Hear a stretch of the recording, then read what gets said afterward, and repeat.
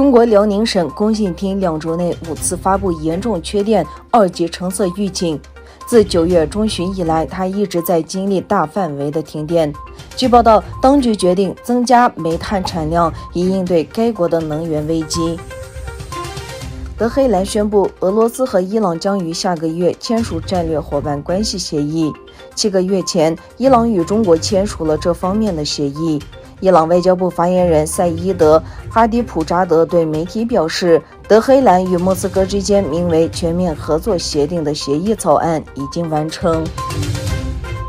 负责在突尼斯组建政府的内科拉·布登·马拉赞宣布了由23名部长组成的新内阁。布登和他的内阁在总统府举行的仪式上宣誓，同样带着院士身份的布登成为阿拉伯世界和突尼斯的第1位女总理。塔利班宣布，在接管阿富汗后的首次与美国举行面对面会谈进展顺利。阿富汗当局发布的声明指出，10月9日至10日，塔利班与美国代表团在多哈举行的会谈进展顺利。据报道，中国北方山西省因暴雨引发洪水，12万多人被疏散。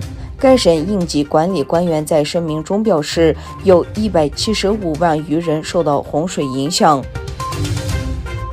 奥地利总统11日命任现任外长沙伦贝格为奥地利新总理，接替日前辞职的库尔茨。库尔茨因涉嫌腐败被检察机关调查，于9日宣布辞职。